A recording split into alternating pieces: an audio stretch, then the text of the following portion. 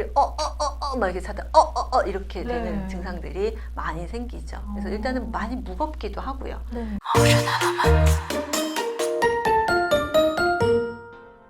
안녕하세요. 요리TV PD 엘리, PD 유나. 영양사 이은신 클라라입니다. 안녕하세요. 오늘 주제가 네. 저 엘리님한테 많이 들었던 주제인 것 같아요. 제 얘기인가요? 저는 맨날 아프네요. 네, 사실 제가 요즘에 네. 잘 때 네. 다리 한쪽이 쥐가 계속 나서 몇 번씩 깼었거든요. 너무 힘드시겠다. 네. 잠도 잘 못 네, 주무시겠고. 맞아요. 큰일 났네. 밤에 갑자기 쥐가 하고 나가지고 다리가 막 이렇게 뻣뻣해지고 막 이렇게 뒤틀리는 것 같고 그래가지고 너무 아프신 분 되게 많으세요. 특히 제가 이제 상담하다 보면 어머니들께서 굉장히 많이 돼서 이거 다리를 어떻게 할 수도 없고 막 그러면서 근데 그래서 또 불면증이 오시는 분들도 있고 네. 어쨌든 그 다리 쥐나는 이거에 대해서 얘기하는데 우리가 보통 이 쥐나는 증상을 잘 들여다보면 하지정맥류 때문에 그런 경향이 많이 생겨요. 자, 하지정맥류 들어보셨어요? 네, 많이 들어봤어요. 네. 보통 하지정맥류는 네. 약간 저희 엄마 세대 분들 조금 이제 연세가 있으시거나 그런 네. 분들한테 생기는 거 아닌가요? 네. 근데 하지정맥류가 나이가 드신 분한테 훨씬 더 많이 발생하는 건 맞아요. 그런데 요즘은 우리가 많이 앉아있고 그다음 운동을 잘 안 하잖아요. 그러다 보니까 젊은 분들한테도 요즘 많이 발견이 돼요. 지금 엘리님께서 지나고 막 그런다고 하셨잖아요. 그것도 한번 하지정맥류를 한번 의심을 해볼 수는 있을 것 같아요. 근데 저는 하지정맥류는 오래 서 있으면 생기는 건 줄 알았는데 네. 앉아 있어도 생기는 거예요? 그러니까요. 우리가 심장에서부터 피가 나가잖아요. 그러면서 피가 이제 위로도 가고 아래로 다 흐르는데요.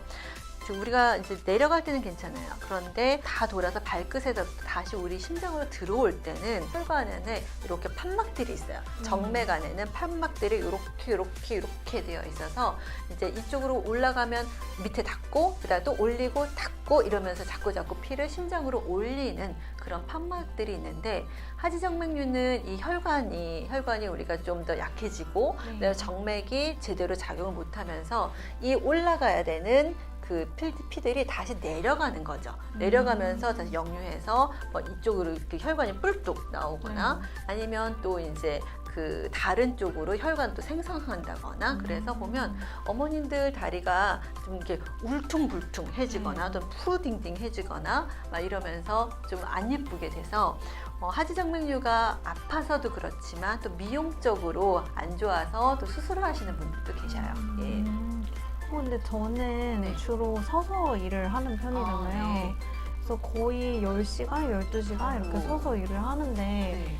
요즘에는 집에 오면 다리가 너무 뻣뻣하고 무겁고 네. 정말 코끼리처럼 이렇게 부어있더라고요. 네, 맞아요. 예. 근데 자세히 이렇게 보면 하지정맥류처럼 이렇게 울퉁불퉁한 건 아닌데 실핏줄들이 솟아있어요. 네. 그것도 하지정맥류일 수 있는 거예요? 정확히 진단을 받아봐야 되지만 일단은 그게 하지정맥류가 무조건 이렇게 핏줄이 불뚝불뚝 나온다는 거는 아니고요. 지금 나이가 좀 이렇게 나이가 들진 않았기 때문에 어느 정도 혈관에 탄성이 좀 있어서 버텨주는 건데요.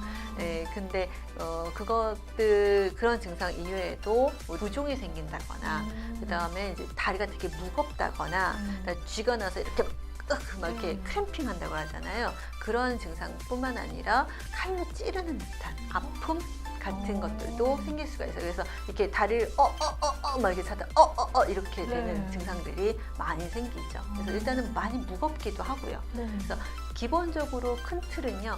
혈액순환이 잘 안 되시는 거예요. 그리고 혈관이 튼튼하지 못해서 그러시고요. 그 다음에 전해질이 부족해서도 하지정맥류가 많이 생길 수가 있어요. 그래서 근육의 수축과 이완에는 전해질이 기본적으로 필요하기 때문에 전해질 불균형 같은 경우도 우리가 하지정맥류를 야기를 할 수도 있습니다. 그러면 네. 하지정맥류 하면 저는 사실 수술해야 된다는 거 말고는 크게 들어본 적이 없거든요. 수술을 하는 방법도 있지만 그렇게 가기 전에 우리가 생활 습관으로도 많이 이거를 예방을 할 수가 있어요. 예를 들면 지금 말씀하신 것처럼 오래 내가 서서 일을 한다 또는 어떤 분은 또 오래 앉아서 일을 하세요. 그러면 다리 밑으로 혈액 흐름이 잘 안 되겠죠. 그러면 나중에 이제 일어날 때 아이고 다리가 저려 막 이러면서 이렇게 어기적 걸을 보통 1시간에 한 번 정도는 일어나서 스트레칭을 해주시는데 스트레칭 이렇게 발이 있으면 발을 이렇게 앞뒤로 또는 발가락을 꼼지락꼼지락 하시던가 아니면 다리를 이렇게 들었다 놨다 하는 그런 운동을 해주시면 좋겠고요. 좀 일어나셔야 돼요. 네, 일어나서 걷기 운동이라던가 이런 거 하시면 좋겠고 그다음에 내가 정말 오래 서 있어야 하는 직업이기 때문에 어쩔 수가 없다라고 하면 압박 스타킹 같은 것들도 도움이 좀 되고요. 네, 아까 말씀드렸듯이 전해질 칼슘이나 마그네슘이나 비타민 B6, B12 이런 것들도 좀 필요하시고요. 네. 저는 여러모로 그럼 마그네슘을 많이 먹어야겠네요. 네, 마그네슘은 진짜 우리 몸에 있는 여러 가지 효소를 도와주는 조효소로도 많이 이용을 하고요. 그다음에 특히 근육의 이완에 굉장히 도움이 돼요. 그래서 마그네슘 부족하면 근육이 이렇게 축 하고 이게 다시 풀어지지 않기 때문에 일단은 근육을 풀어주는 데는 마그네슘이 필요하다라고 생각을 하시면 되겠고요. 그러면 하지정맥류의 키포인트는 혈액순환이 돼야 되는 혈액순환이 필요하고 그 다음에 판막이 제대로 작동을 하려면 혈관 자체가 좀 튼튼해야 되겠고요. 그 다음에 아까 말씀드렸던 전해질 부족으로 인해서도 하지정맥류가 생기기 때문에 전해질 밸런스를 3가지를 잘 맞춰주셔야 돼요. 그리고 잘 먹고 잘 쉬고 잘 우리가 생활을 해야 되는 게 가장 중요한 거죠. 언제나 그렇듯이. 네, 그래서 오늘 지금 또 영양제가 여기 있는데 영양제로는 어떤 게 있냐면 아까 말씀드렸던 일단 혈행 개선하면 제일 유명한 게 오메가3 그리고 염증이 있을 때도 또 하지정맥류가 심화될 수가 있기 때문에 염증 개선에도 또는 혈행 개선에도 필요한 오메가3가 있겠고요. 그 다음에 지금 2번째는 마그네슘이 있는데요. 오늘은 좀 특이하죠? 얘는 말레이트. 네, 마그네슘 말레이트 같은 경우도 근육 이완에 굉장히 도움이 되고요. 그 다음에 또 그 두통이 있거나 편두통이 있을 때도 굉장히 도움이 되고요. 그 다음에 이렇게 손끝이 짜릿짜릿하거나 그럴 때도 마그네슘 말레이트는 효과가 있어요. 그래서 이제 근육뿐만 아니라 그렇게 그 근육이 수축돼서 막 하시면서 이게 신장까지 짜릿짜릿하시다. 그러면 마그네슘 말레이트가 좋습니다. 그래서 마그네슘 종류가 너무 많아서 나중에 한번 정리를 해드릴게요.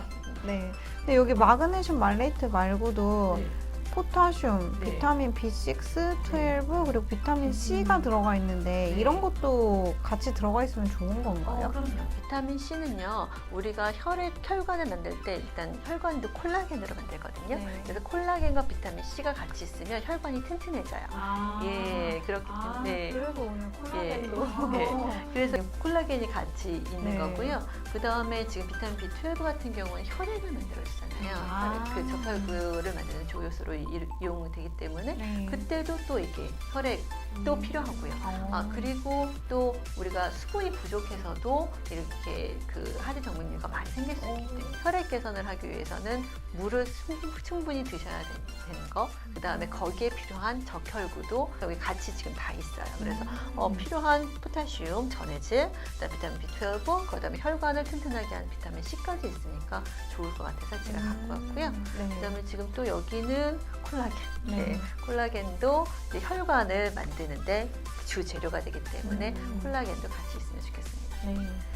그럼 마지막 거는 저희가 사실 이 3가지는 다른 영양제 편에서도 많이 봤었는데 이거는 처음 보거든요. 이게 그레이프시드 익스트랙트라고 포도씨 추출물인데요.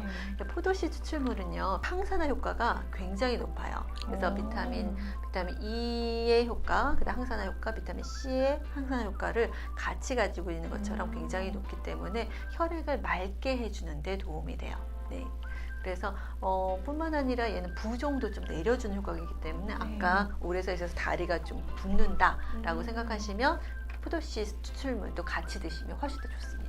근데 얘도 혈액을 맑게 해주고 오메가3도 혈액을 맑게 해주잖아요. 그럼 2개를 같이 먹어도 이상은 없는 건가요? 괜찮으신데요. 고혈압, 고지혈증 있으신 분들은요, 블러드 티너, 그러니까 혈전 용해제를 많이 드시잖아요. 그분들한테는 포도씨유는 조금 강력합니다. 그러니까 그런 분들은 드시지 않으시면 좋겠고요. 네.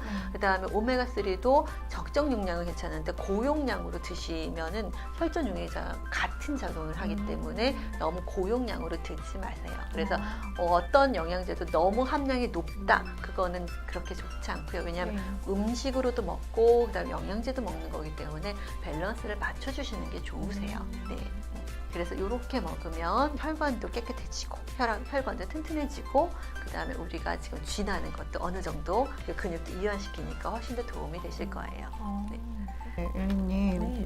이게 브랜드가 다른데도 네. MPN 넘버랑 이런 인증 마크는 다 비슷하게 있는 것 같아요. 네. 이게 영양제를 살 때 꼭 확인을 해야 되는 마크인 것 같은데 네. 혹시 GMP랑 MPN 넘버가 뭔지 한번 설명 부탁드려도 네, 될까요? 그럼요. 네, 지금 이 두 가지 다 MPN 넘버 그리고 GMP 인증이 있는데 그 이유가 이제 두 가지 다 까다로운 그 캐나다 식약처에서 이제 안전하고 믿을 수 있는 제품으로 인증을 받았다는 뜻이고 네. 그리고 이제 깨끗한 시설에서 이 영양제들이 제조되었다는 GMP 마크도 있어요.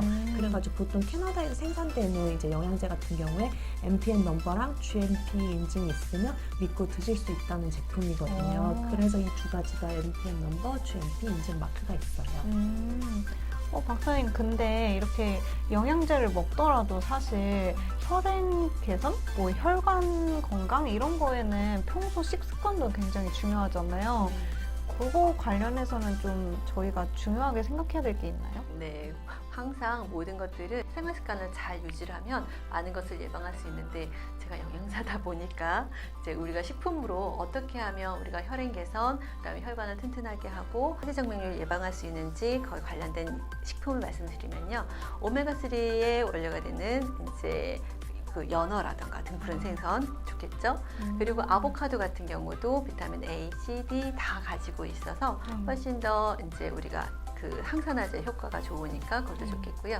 그 다음에 마늘 같은 거, 네, 마늘도 좋겠고 해조류 같은 경우는 식이섬유소가 많잖아요. 네. 예, 그리고 이제 이런 여러 가지 독소도 잡아주지만 변비도 개선을 하기 때문에 또 어떻게 다른 측면에서 우리가 이제 이 하지정맥류를 예방을 할 수 있겠고요.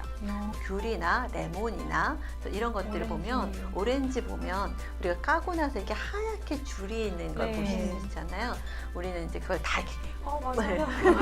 엄마가 까주실 때 예. 이거 먹는 거 아니야 하면서 예. 다 까주시잖아요. 근데 거기에 헤스페리딘이라는 성분이 있어요. 그게 우리가 하지정맥류의 이제 혈행 개선이라던가 그런 거에서 항산화 효과가 좋기 때문에 그거는 좀 드셨으면 좋겠네요. 그래서 그거 하얗게 다 버리시지 마시고요. 그걸 또 드시는 것도 또 도움이 되시고요. 네. 그러면 저는 앞으로 대충 까서 먹는 예, 대충 까서 드시는 게 훨씬 더 도움이 됩니다. 네. 그리고 무엇보다 중요한 거는 중간중간에 운동을 하셔야 되고요. 그다음에 이제 항상 이제 앉았다 일어났다, 이제 너무 오래 서 있지 않는다, 너무 오래 앉아 있지 않는다. 그리고 좀 쉬실 때는 다리를 좀 이렇게 자기 심장보다 높게 하시면 혈행이 훨씬 더 잘 되니까 그런 것도 하시면서 좀 편안하게 다리를 만드셨으면 좋겠습니다. 네. 오늘 내용이 도움이 되셨다면 구독과 좋아요 눌러주시고요. 알람 설정 부탁드릴게요. 네, 감사합니다. 감사합니다.